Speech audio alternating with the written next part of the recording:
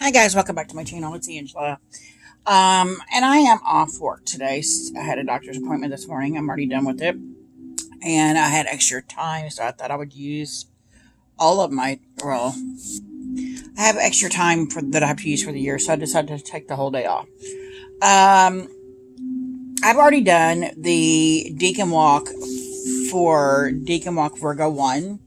And I even did the spread for Marlena Teresa's spreads yesterday.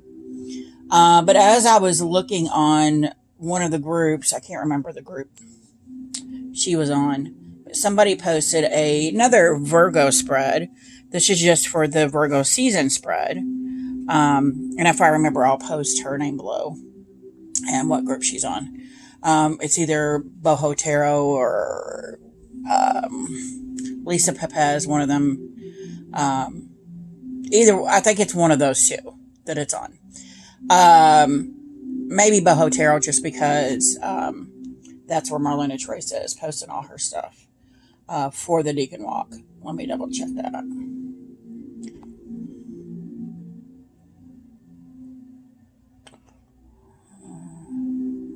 Doesn't look like it's on there. Okay, maybe it's not. Maybe it's on Supportive Tarot. Let me look. Anyway, I did the spread and I decided to do it on here with you guys. So I have done the spread. I've not looked at the cards. I'm using my favorite deck because I am a Virgo. I can't find the spread now. That's weird. But it's I had saved a photo of it. But anyway, I did a meditation. I pulled the cards. I have not looked at them, but there are 5 questions, and I pulled from my favorite deck, the Light Seers Tarot. This is published. This is the Hay House version. I was going to use the new mini, but decided not to because these are like, I've worn these in, so they're like butter soft now. And I like working with this deck because it smells delicious, and it's funny because as soon as I open the 10 version, this is the only deck I sniff. And it is an instant calm for me. And it's funny because as soon as I opened the 10 version, the mini, I felt the same way. I smelled it and I'm like, oh my God, it smells exactly the same as the big version. So I just thought that was cute. But I don't know what's going on. My voice is in and out last few days. I don't know why. I don't know what's happening. It's just weird. So if you hear me croak like a frog, I apologize. I have no idea what's happening. I'm not sick, and I literally just went to the doctor this morning. They said, oh, your blood work is fine. So I don't know what's happening with my voice. Maybe it's just laryngitis. I don't know. But I did pull the cards, and let's get into it. So for question 1 for Virgo season spread, which Virgo season started, according to the Deacon Walk, yesterday. It was also the first day of Mercury in retrograde, and let me tell you, I almost got into a fight. I haven't gotten into a fight in 25 years. Almost got into a fight with a coworker. It was not good. So yeah, I just had to throw that in there because Virgo season coupled with Mercury in retrograde has not been a great start. And then my husband called me this morning, and we're on day 2 of Mercury in retrograde, and he almost got into a fight this morning. I'm like, the communication with this retrograde is you literally need to walk on eggshells. And the fact that it's in, Virgo is really irritating me because I want it to just be non-drama because Leo 3 kicked my butt and Mercury is putting a kibosh on my Virgo peacefulness. I don't know. It's just weird. Anyway, I realized in the last probably 3 days that stepping into Virgo, also stepping into Mercury retrograde, means that I need to literally watch every word I say. And it wasn't me that started the fight this time. Well, I don't really start fights. I'm a Virgo. I'm a pacifist, whatever. A lover, not a fighter. And I did have the strength to walk away, which shocked me. So, yeah, so I am growing as a person, obviously. But let's get into this without further ramble. So number 1 is, how will my energy shift going into Virgo season? We got the Five of Pentacles. Are you freaking kidding me? That energy is, yeah, I can totally see that happening. But let's look at it this way. Okay, so the Five of Pentacles is being left out in the cold.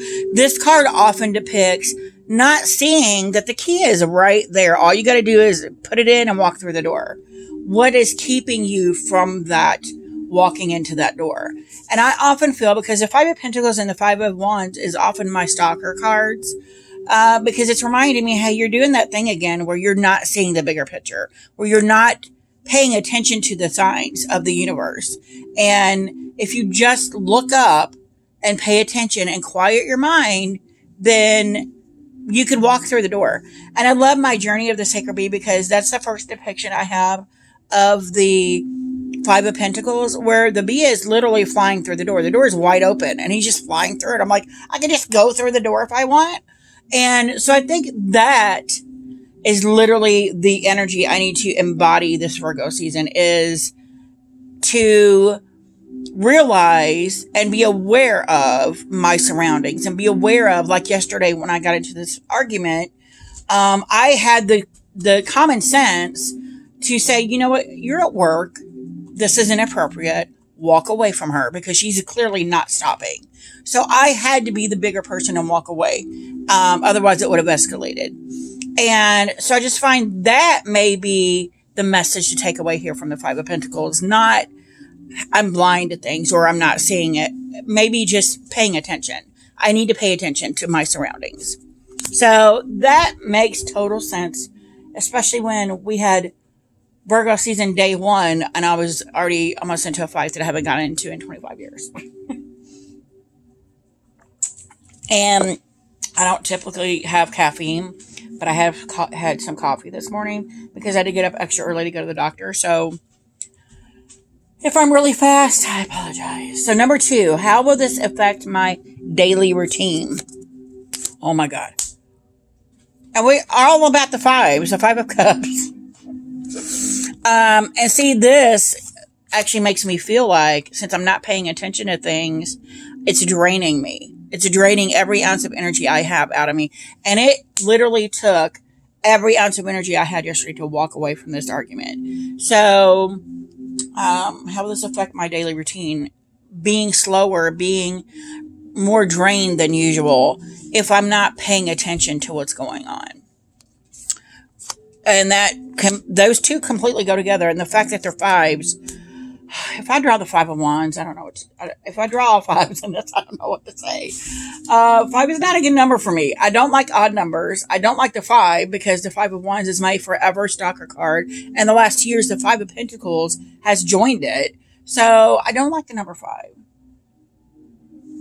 I don't even know what it means. So, but we should look that up here in a minute when I get done with this spread. Card 3 is, how can I benefit from more structure and reorganizing during this time? The Six of Swords, walking away, rowing away into the new dawn. Yes, it completely makes sense especially from what I've already experienced in the 2 days since we've hit Virgo season. Makes total sense to me. It is about me literally walking away from that situation. Yeah, I don't know that I can say any better than that. Number 4, what can I learn from Virgo season and myself? Oh my God. Okay, I'm going to tell y'all a story. When I started tarot, I bought the Radiant Rider-Waite Smith Tarot. I bought it because I thought I needed a big old book, and I thought I needed a specific type of deck, and I hated the deck. I still hate the deck. I just trimmed it, all the borders off of it recently, and I've had that deck for nearly 5 years. Probably has been 5. No, it's been nearly 5 years since I started reading tarot. I was doing tarot. But I just now started kind of connecting with that deck because I took all the borders off. And it just now dawned on me to take the borders off when I modded so many decks. I don't know why it took me so long to figure that out. But the only card in that deck that I resonated with was the Eight of Swords. And I'm like, why? This card looks horrible. Why am I resonating with it? So then I bought the Tarot Illuminati And again, the only card in that deck at first that I really resonated with was the Eight of Swords. And I'm like, why? And then I realized I was stalking the Eight of Swords. And I'm like, why am I stalking this card? The third tarot deck I ever bought was this deck. And I saw this card on Lisa Pappas' channel. She was doing a walkthrough of the indie version, which it was already long gone by the time I entered the tarot scene. And I'm like, oh my God, I need this deck. I need this deck for this card. Because it holds the answer. I knew it held the answers of why I was stalking the Eight of Swords. And then I got the deck because it came out literally within a couple weeks of that at mass market. I got the deck. I got it in my hand. I flipped through. I pulled out the Eight of Swords and I'm like, why? And then I read it. And then I sat there looking at it, pondering. And I'm like, then the light bulbs all went off. I'm like, oh my God. I was so resonated with this card because this was me. For most of my lifetime, this card has been me. I chose to see myself tied, bound, blindfolded, to not having an option of being able to break free of the ties that bound me and of my past and of so many things. And I started bawling. And I'm like, oh my God. And this card, instead of seeing myself for who I really was. And it kind of plays into these other cards because with the Five of Pentacles, you're not seeing the bigger picture. With the Five of Cups, you're allowing this to drain you. And then with the Six of Swords, finally managing to walk away from whatever this is. So the fact that this is coming up, and I never, ever, ever draw the Eight of Swords, but it's a card I always look for in a deck when I buy it. And it's number 4. What can I learn from Virgo season and myself? Of course, this is the card that's going to pop up because this is the one card in the tarot that every time it does come up, it's coming up for a specific reason. And I need to, of course, look at my surroundings and take a deeper look at myself and realize maybe there's something I'm still holding on to from the past that needs to be let go. And here, to me, this is about letting go as well. So it just all ties in together and makes complete sense. And I love this deck for this reason. But this is my favorite Eight of Swords. Like I said, it's the card I look for. It's not a deal breaker. Nothing is a deal breaker in the deck. But the Eight of Swords is the card I always look for in a tarot deck. Just because it was me at one point. I learned to set myself free of that.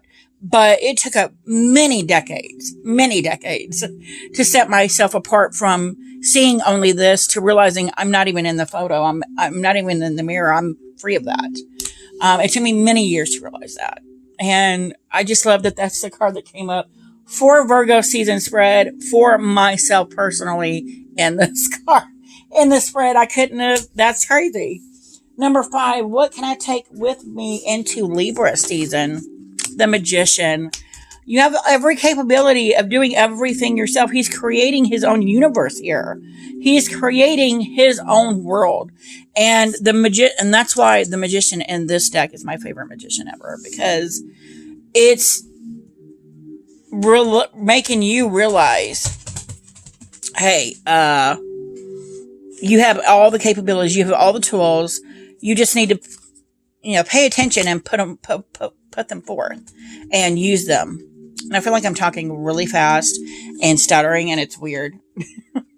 A little bit of coffee goes a long way, apparently. I got a small coffee, too, so I'm still drinking it. But anyway, that is crazy. That is crazy. This is why I love this deck. I'm glad the 5 of Wands did not come up, but this spread all ties in together, it looks like. It's beautiful. It's crazy. Let's look at the book real quick. Okay, so for card 1, how will my energy shift going into Virgo season? We've got the 5 of Pentacles. Oh my gosh. Cannot believe all these 5s popped out. And we'll look at that here in a minute. And I'm not going to go into detail on the whole story. I'm just going to read the Light Seer version. Financial or health difficulties, which I've been going through. Feeling left out or ostracized, worrying about your security, a chance to clear energy blockages. See, this is that's why that's coming up. Interesting. Shadow Seer, scarcity mindset, feeling helpless, victimhood, inability to move ahead, fear and isolation, resistance to positivity. That's my middle name. Feelings of low self-worth that keep you from participation in prosperity, and a light at the end of the tunnel. Wow. Yeah, that's totally me. Number 2, how will this affect my daily routine? 5 of Cups. I cannot believe I drew the 5 of Cups too. How will this affect my daily routine? Light Seer. Grieving, disillusion, disappointment, betrayal, bitterness, wallowing, self-pity can signify a broken heart. Wow. Shadow Seer. Not letting go of past trauma, crying over spilled milk, rooting deeply into shadow work without healing and letting go. Old stories that become a part of you. Wow, I got full body chills. Wow. And callousness, becoming jaded. And I've been saying forever that I feel like I've become jaded over things because what used to make me excited about things, I'm now like, yeah, whatever.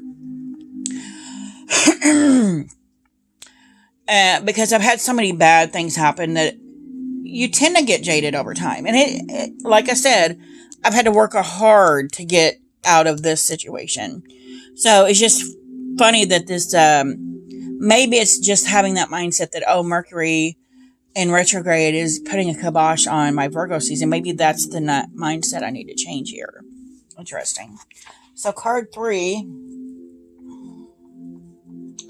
is how could I benefit from more structure and reorganizing during this time? And I just realized I have the 6 and 8 of Swords. It's crazy. One is moving out into calmer waters and one is being tied down. Interesting. And there's crows in both. Like the crows here are messing with her, and then in here they're leading her onto calmer water. Interesting. Light Seer. Transition, help arriving at the perfect time, rites of passage, healing, moving beyond trauma or shadow of the past. And it's moving out of this 5 of Cups. Interesting. Support from others, personal evolution, a spiritual transition or journey. Wow. Shadow Seer. Difficulties accepting help, resistance to change, arduous transitions, carrying baggage and weight from your past. Wow. And it just keeps coming up about the past here. Maybe something's coming that's going to remind me of the past. Interesting. It's Mercury retrograde. Anything is possible, right? 4. What can I learn from Virgo season and myself? And we have the 8 of Swords. The 8 of Swords. Light Seer version or side. Feeling stuck, a time to open your eyes to unveil the truth. And of course, that harkens back to this card. Having more options than you thought. An opportunity to let go of an old story. We just heard that in these 2 cards. Shadow Seer, being a victim, feeling helpless, using your stories or past experiences as excuses to remain shackled. Wow. I'm going to finish reading this. This is a gentle reminder that you create your reality.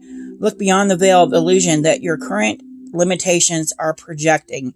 If you're feeling trapped with no path forward, remember that too is a perspective that can be lifted. When you choose sovereignty over victimhood, you become the fierce wielder of choice. You can free yourself from your shackles and shift your outcome dramatically by accepting that you are the one person who is responsible for your happiness. Create infinite portals, and it's talking about creating here, and the next card is the Magician. This is awesome. Create infinite portals of possibility by becoming the solution. We are never really stuck. Nurture your soul and spend the time you need to transmute any feelings of helplessness. While we can't control every experience that is put in our path, we can definitely work on how we respond to each one. Wow. Let go of old stories and be vigilant of any wallowing, low vibe thoughts that you may be holding on to. Reframe your experiences as lessons and choose to heal. And then it says, I am free to choose my healing and my light. Awesome. So real quick, hopefully I don't get cut off before this goes out. The fifth one is, what can I take with me into Libra season? We got the Magician, Light Seer, skill, natural talents, powers of manifestation, creativity, and resourcefulness. Shadow Seer, unused potential, latent talents, questionable intentions, manipulation, selfishness, unfocused or blocked creative energy. Wow. So that's interesting. All of that applies deeply to me. And 1 second here. Okay, it just says that according to numerology, the number 5 symbolizes freedom, curiosity, and change. A desire to have an adventure and explore new possibilities. So that's interesting that you're in this stuck mode here, but it's almost like you're craving to get out of this position and you don't know how. And then these are telling you this is how. That was an awesome spread. I'm very weirded out by it. But if you guys have any questions, comments, concerns, don't hesitate to comment below. If you like this video, give me a thumbs up. If you want to see more, please subscribe. And don't forget to hit that notification button so you're alerted to any future videos. And you guys have a good night. Bye.